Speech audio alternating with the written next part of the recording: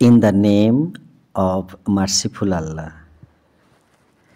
আমি class 9-এর English text বুকের একটি প্রোজ এর এক্সারসাইজগুলোর প্রশ্নের উত্তর আমি বাংলা অনুবাদের সাথে করছি। গল্পটি হচ্ছে tales of Bhola grandpa comprehension exercise, মানে ভোলা দাদুর গল্প বোধ পরীক্ষার অনুশীলনী। তো প্রথমেই লেখা আছে লেসন 1, মানে অনুশীলনী 1। এরপর আমি সেন্টেন্সগুলো পড়ছি। Tick the correct answer from the given alternatives. প্রশ্ন 1-এর বাংলা অনুবাদটি আমি পড়ছি যে প্রদত্ত বিকল্প থেকে সঠিক উত্তরে টিক দাও। ঠিক আছে, তো আমি অপশনগুলো পড়ছি। অপশনগুলো যেগুলো লেখা আছে যে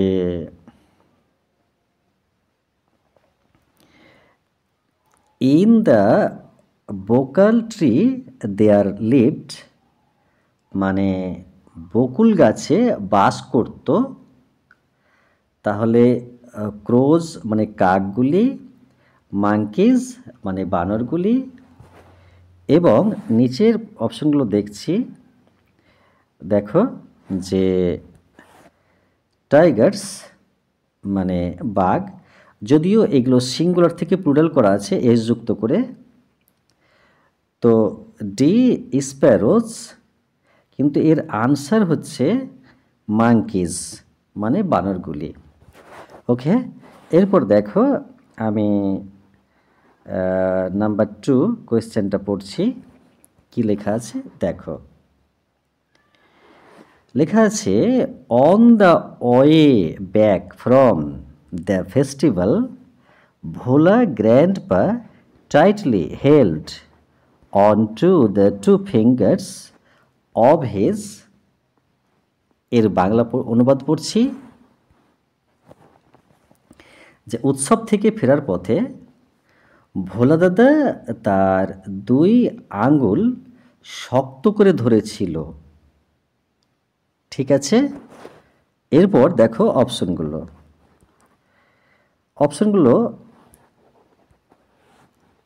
এ মানে সান, মানে সান মানে পুত্র ছেলে, আর কাজন মানে খুড়তুতো ভাই বোন, এখানে খুড়তুতো ভাই।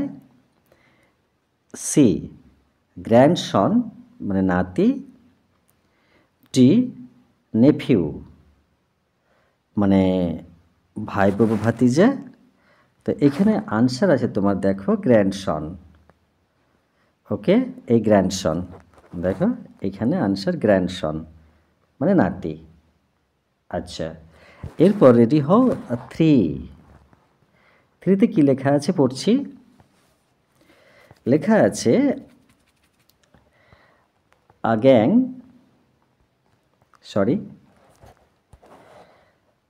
pirates were building a, মানে পাইরেটস মানে তো জলদস্যু, আর গ্যাং মানে তো দল, আর বিউরিং মানে পুঁতে দিচ্ছিল, মানে কবর দিচ্ছিল মানে পুঁতে দিচ্ছিল।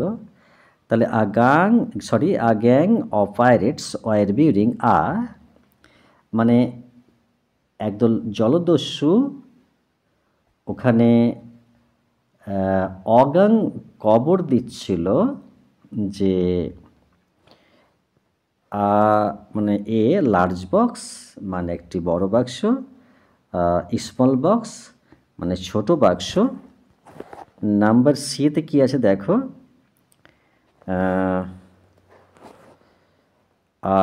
লার্জ ব্যাগ মানে বড় ব্যাগ মানে থলে, আর স্মল ব্যাগ মানে ছোট থলি। ওকে, তো আনসার আছে এখানে লার্জ বক্স। চলে আসছি এবার 4-এ, হ্যাঁ, তাহলে 4-এ কি আছে দেখো, লেখা আছে, আমি মার্ক করছি, for Bhola grandpa was returning from the, মানে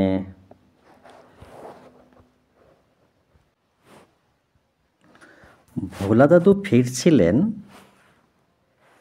কোথা থেকে ফিরছিলেন?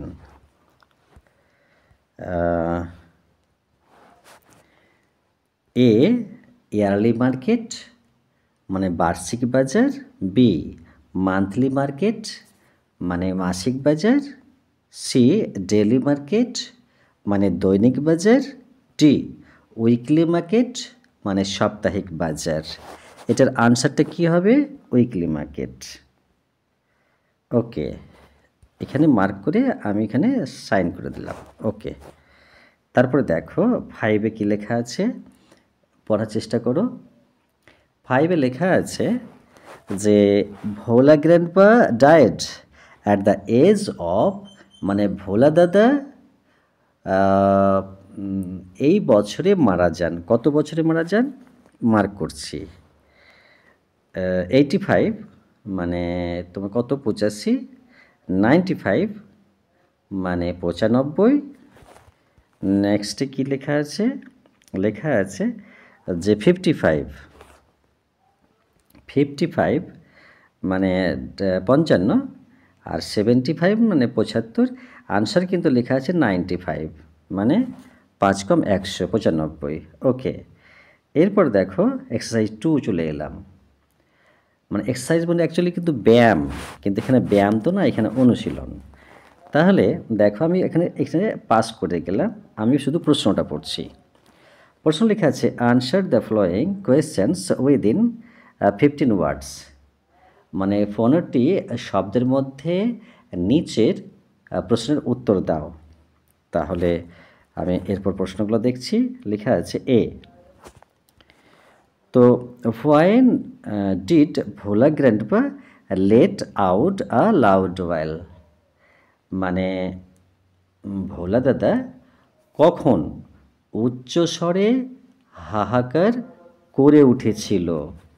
ঠিক আছে, তো আনসারটা কী লেখা আছে? আনসার হচ্ছে Bhola grandpa suddenly realised that his grandson was not with him and he had lost him. মানে বলে দিই আমি যে ভোলা দাদা হঠাৎ বুঝতে পারলেন যে তার নাতি তার সাথে নেই এবং তিনি তাকে হারিয়েছেন, মানে লস্ট হিম মানে তাকে হারিয়েছেন। ওকে, এরপর দেখো আমি আসছি পরের প্রশ্নে, বি আসছি। তো যা লেখা আছে আমি তাই পড়ছি কিন্তু। B, where had the grandson found a cosy shelter, মানে নাতি মানে কোথায় একটি আরামদায়ক আশ্রয় খুঁজে পেয়েছিল। তো অ্যাকচুয়ালি এই ফাউন্ড শব্দটাই বলছে খুঁজে পাওয়া, আর কজি মানে তো আরাম, আর শেল্টার মানে তো আশ্রয়, আর গ্র্যান্ডসন মানে পোতা, আর হোয়ার মানে কোথায়, আর হ্যাড মানে ছিল, তাই কি না? তো তাহলে দেখো যে নাতি কোথায় একটি আরামদায়ক আশ্রয় খুঁজে পেয়েছিল।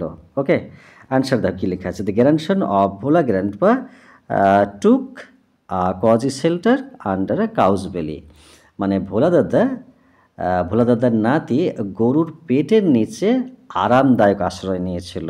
ঠিক আছে, আমি দেখো গ্র্যান্ডসন মধ্যে পোতা জানছো তুমি, আর টেক থেকে টুক হয়েছে, এটা সেকেন্ড ফর্ম হয়ে গেছে, আর কজি আশ্রয়, সরি আরাম, আর শেল্টার মানে আশ্রয়, আন্ডার মানে নিচে, আর কাউজ মানে তো গরুর, আর বেলি মানে পেট। ওকে,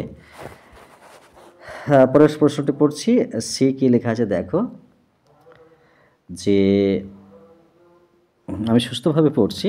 সি লেখা আছে, মার্ক করে দিলাম যে what request did Bhola grandpa make to the first man he so on the Mount, মানে ভোলা দাদা ঢিপির ওপর প্রথম যে মানুষটিকে দেখেছিলেন তার কাছে কি অনুরোধ করেছিলেন। ঠিক আছে, তাহলে make to the first man, প্রথম লোকটা কি মানে মানে রিকোয়েস্ট করেছিলেন, ঠিক আছে। মানে what request did Bhola Bhola grandpa, মানে দাদু কি অনুরোধ করেছিলেন, to make the first man show on the Mount, মানে ঢিপির ওপর যে লোকটিকে প্রথম দেখেছিল। তাহলে এবার উত্তরটা আমি বলি, যেখানে আনসার লিখেছে Bhola grandpa requested the first man he saw to give him some water to drink, মানে ভোলা দাদা প্রথম যাকে দেখেছিলেন তাকে পানি পান করার জন্য অনুরোধ করেছিলেন। ওকে, দেখো ডি। তো how old was Bhola grandpa's wife when he died, মানে ভোলা দাদা মারা যাওয়ার সময় তার স্ত্রীর কত বয়স ছিল, মানে how old Bhola grandpa's wife when he died, মানে হোয়েন হি ডাইড মানে যখন সে মারা গেছিল, ঠিক আছে। তো আনসার বলছে যে Bhola grandpa's wife was 8 years old when he died, মানে ভোলা দাদা যখন মারা যান সেই সময় তার স্ত্রীর বয়স ছিল 80 বছর।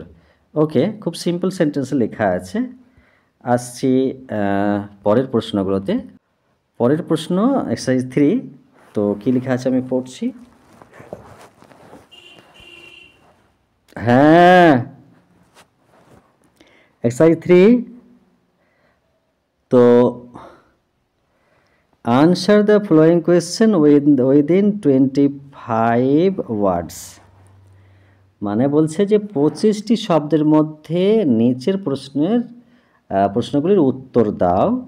তাহলে আমি একটা প্রশ্নের উত্তর দিচ্ছি, যে এ যখন লেখা আছে যে why was no real treasure found under the sand dunes, মানে কেন বালির মানে বালির যে স্যান্ড ডিউন মানে তো বালি আরই, তো বালির ঢিলার নিচে কোনো প্রাকৃতিক ধন পাওয়া যায়নি, ঠিক আছে। হয় নয়, হয় ওয়াজ নো রিয়েল ট্রেজার, মানে মানে সত্য গুপ্ত ধন কেন ছিল না, মানে ফাউন্ড মানে দেখতে পাওয়া বা খুঁজে পাওয়া, আন্ডার দ্য স্যান্ড ডিউন মানে বালিয়ারের মধ্যে, মানে আন্ডার মানে নিচে, বালিয়ারের নিচে কেন খুঁজে পাওয়া যায়নি, মানে দেখতে পাওয়া যায়নি। ওকে, তো খুঁজে পাওয়া এখানে খুঁজছিল, কয়েক লোক খুঁজেছিল। তো আনসার হচ্ছে because it was all a dream of that Bhola grandpa show during his mid day nap, মানে হচ্ছে কারণ, মানে এখানে বিকজ মানে কারণ হচ্ছে যে ভোলা দাদা তার মধ্য ঘুমের মধ্যে যে স্বপ্ন দেখেছিলেন তার পুরোটাই ছিল স্বপ্ন, ঠিক আছে। তো তাহলে মিড ডে, এখানে মিড ডে ন্যাপ বলেছে, মিড ডে ন্যাপ এটাই হচ্ছে যে এই সময় তখন মানে দিবা ঘুমের ওতে দেখেছিল। আচ্ছা, তো এবার দেখো কি লেখা আছে, আমি পরপর পড়ে যাই। যেখানে why did the tiger do after Bhola grandpa had climbed up the banyan tree, তো তোমার ভোলা দাদা বট গাছে ওঠার পর বাঘটি কি করেছিল, তাহলে হোয়াট ডিড দ্য টাইগার, এখানে বলেছে হোয়াট ডিড দ্য টাইগার মানে বাঘটি কি করেছিল, মানে what did the tiger do এখান থেকে আছে। আফটার ভোলাডপা হ্যাড ক্লাইম্বড মানে ভোলা দাদু মানে উঠে যাওয়ার পরে, হ্যাঁ climbed up the banyan tree মানে বট গাছে।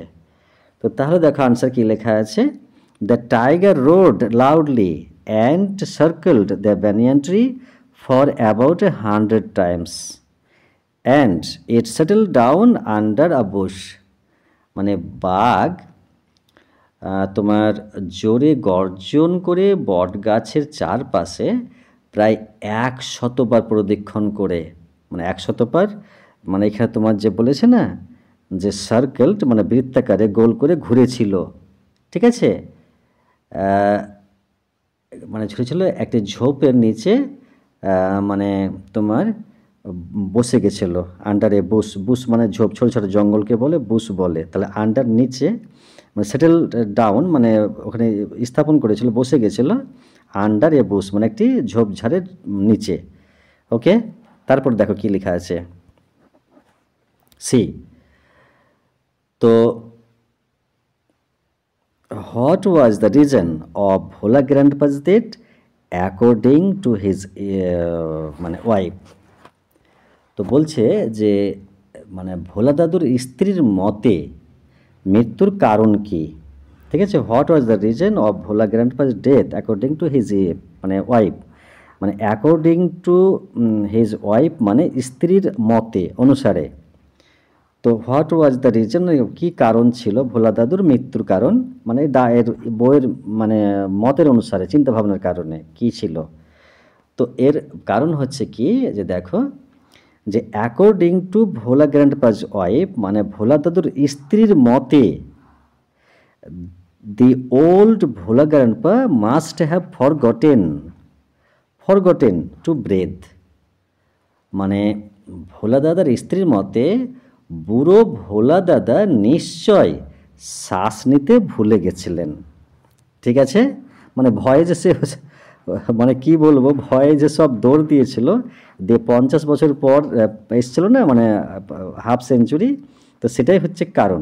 এরপর দেখো আমি একটু মার্ক করি। তোমার এরপর যে বিষয়টা আছে সেটি হচ্ছে একটি অন্য বিষয়, যদিও এক্সারসাইজের মধ্যেই পড়ছে। মার্ক করছি গ্রামার ইন ইউজ মানে ব্যবহৃত ব্যাকরণ, মানে ব্যাকরণের ব্যবহার। তো অনুশীলনী 4। তো প্রশ্নগুলো পড়ি। Change the mode of narration of the following sentences মানে নিচের বাক্যগুলির বর্ণনার পদ্ধতি পরিবর্তন করো। তাহলে এখানে চেঞ্জ মানে পরিবর্তন করা, মোড মানে ভাব আর কি, ঠিক আছে। আর ন্যারেশন মানে যেটাকে উক্তি ডিরেক্ট বা ইনডিরেক্ট, আর ফ্লোয়িং মানে প্রদত্ত নিচের, আর সেন্টেন্সের মানে বাক্যগুলি। ওকে, তাহলে দেখো Bulbuli said to his friend will you come tomorrow.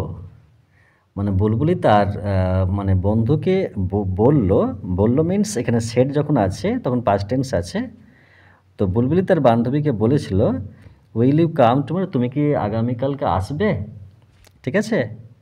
তো এখানে দেখো এই সেন্টেন্সটা কোটেশন ক্লোজের মধ্যে আছে মানে ইনভার্টেড কমার মধ্যে আছে, ঠিক আছে।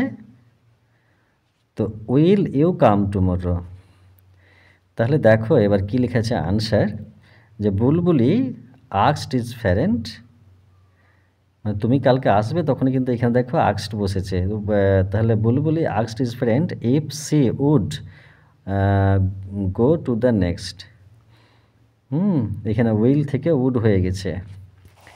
তো বুলবুলি তার বান্ধবীকে জিজ্ঞেস করেছিল যে সে পরের দিন যাবে কি না, ঠিক আছে। এটা ন্যারেশন জানতে হবে, সাবজেক্ট ভার্ব, তারপরে ইনভার্টেড, এই সবগুলো বিষয়গুলো কোথায় কি ফুল স্টপ বসে কি বসে এটা জানতে হবে।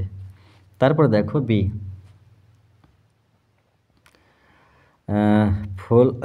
Phulmoni says I am fine. তো ফুলমণি বলেছেন আমি ভালো আছি, ঠিক আছে। আনসার হচ্ছে যে আমি মার্ক করি, মার্ক করতে হবে যে Poulomi says that she is fine.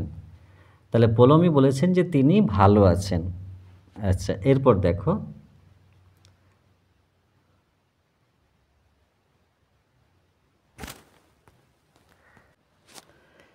তাহলে শেষ করছি যে আরও একবার এটিকে আন্ডারলাইন করে যে Palami says that she is fine মানে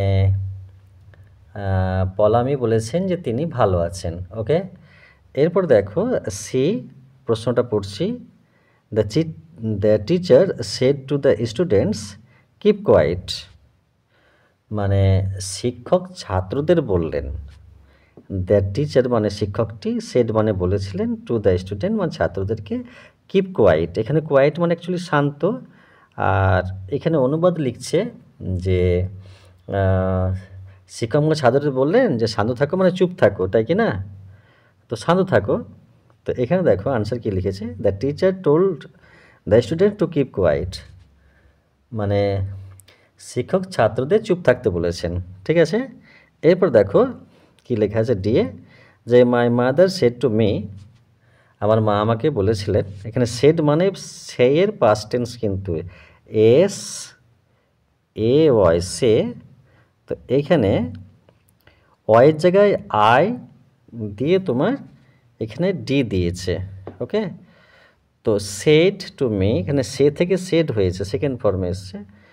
তো আমার মা আমাকে বলেছিলেন যে মে ইয়োর কাম ট্রু, মানে তোমার স্বপ্ন সত্য হোক, ঠিক আছে, তোমার স্বপ্ন সত্য হোক। যে আনসার কি একবার পড়ে নিই, যে my mother wished me that my dreams might come true, বিষয় হচ্ছে যে আমার মা আমাকে কামনা করেছিলেন আমার স্বপ্ন যেন সত্যি হয়, ঠিক আছে। এরকম কিন্তু ন্যারেশনগুলো অবশ্যই রিপোর্টিং, রিপোর্টেড বা ভার্ব বা কোটেশন বা এর টেবিলগুলো প্রোনাউনের হোক বা টেন্সের এগুলো হোক, ভালো করে এগুলো কিন্তু দেখতে হবে ন্যারেশন গ্রামার বই থেকে, ওকে। তারপর দেখো আমি পড়ছি answer, sorry, the student said sir please allow us to play in the field. Sir sorry, that student said, the student সেডস মানে ছাত্ররা বলল, ছাত্ররা মানে বলল মানে বলেছিল অতীতকালের কথা, স্যার আমাদেরকে মানে মাঠে খেলার অনুমতি দিন, ঠিক আছে। তো আনসার কী বলছে দেখো, the students requested their sir that they might be allowed to play in the field. দেখো ন্যারেশনের মানে কোটেশন ক্লোজ উঠে গিয়ে এখানে দ্যাট, এই দ্যাট লিঙ্কারটা দিয়ে দুটো ক্লজকে জয়েন করা হয়েছে। তো ছাত্ররা তাদের স্যারকে অনুরোধ করেছিল যে তাদের মাঠে খেলতে যাতে দাওয়াত দিতে পারে, যাতে মাঠে ওরা খেলতে পারে, খেলতে যেতে পারে, ওকে। আচ্ছা এরপর দেখো 5 আসছি, 5 অনুশীলনী কী লেখা আছে আগে প্রশ্নটা পড়ছি। প্রশ্নটা হচ্ছে এই যে in each of the sentences of the following passage some articles and prepositions are used in an incorrect manner. Underline them and replace them with the appropriate one.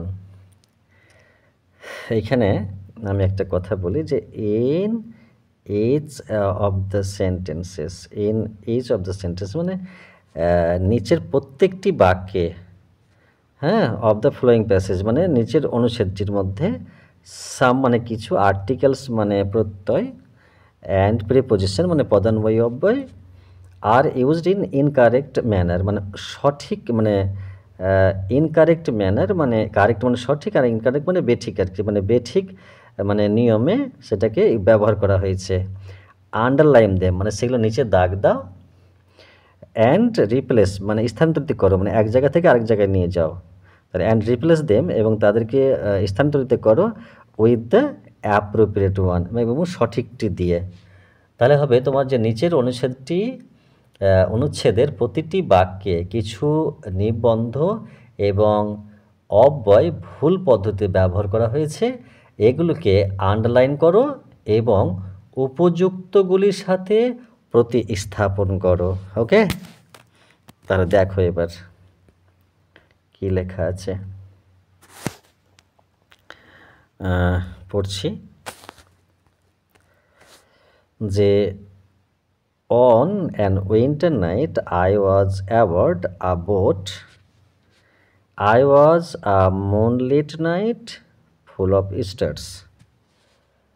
তাহলে বলছে যে আমি এক শীতের রাতে আমি নৌকায় চড়েছিলাম। তো এটা ছিল তারায় ভরা একটি চাঁদনি রাত, ঠিক আছে। দ্য বোট মানে নৌকোটি was anchored up a great river, মানে নৌকোটি একটি বড় নদীতে নোঙর করা হয়েছিল, ঠিক আছে। তো I was thrilled to see a beauty of nature, মানে মানে এই প্রকৃতির অপরূপ সৌন্দর্য দেখে আমি মুগ্ধ হলাম। হ্যাঁ, আই ওয়াজ থ্রিলড মানে শিহরিত, এখানে থ্রিলড মানে শিহরিত হওয়া। আর